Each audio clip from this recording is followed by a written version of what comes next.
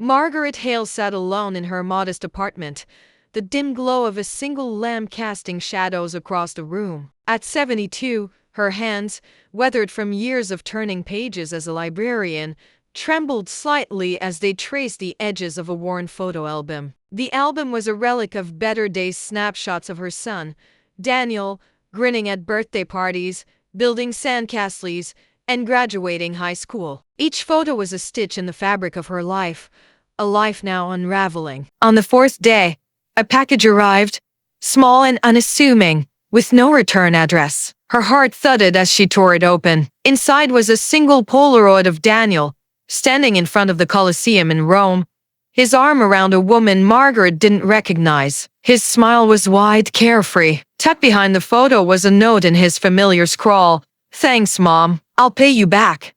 The words burned. Margaret's vision blurred, not with tears but with a cold, simmering rage. She set the photo on her kitchen table, next to a chipped mug that still held the dregs of yesterday's tea. The note was a taunt, a confession of guilt wrapped in arrogance. Daniel thought he'd won, that she'd crumble. He didn't know her at all. Margaret had survived worse, her husband's death, years of scraping by, the quiet loneliness of an empty nest. She wasn't the frail old woman he assumed.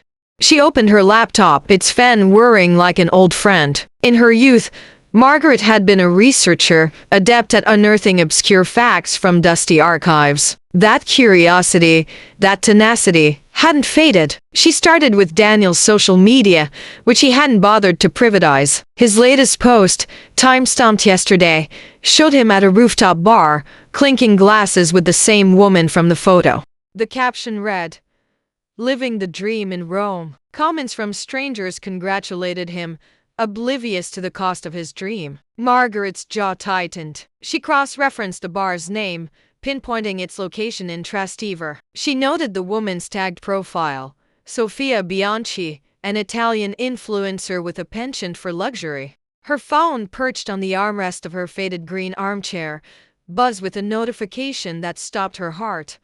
Account balance, $0.0. Margaret's breath caught. Her savings 1,200.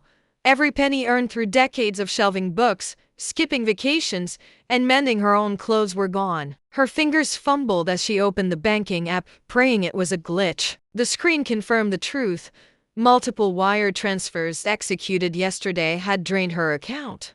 She dialed the bank, her voice steady despite the panic clawing at her chest. A robotic voice gave way to a human representative, a young man whose tone was clinical, detached. "All funds were transferred to an account under the name Daniel Hale," he said. "Ma'am, would you like to file a fraud report?" The question hung in the air like a guillotine. Margaret's mind raced back to Daniel, her only child, her pride, despite his reckless streak. He'd always been charming, with a smile that could melt her resolve, but his visits had grown rare. The last time she saw him, 6 months ago, he'd stormed out after she refused to fund his latest business venture, a vague scheme involving cryptocurrency. "You don't trust me, Mom," he'd spat, slamming the door. Now, her life's work was gone, and his name was written all over the theft. She hung up without answering the representative.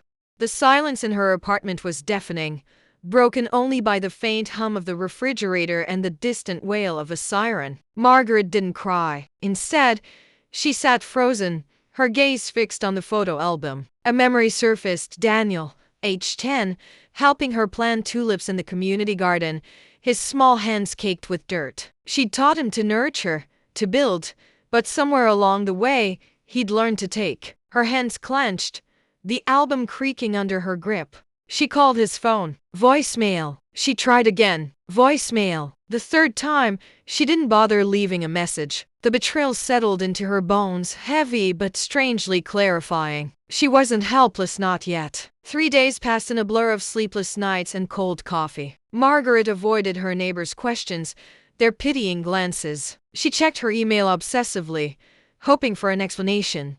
A mistake. Nothing. Subscribe for part 2.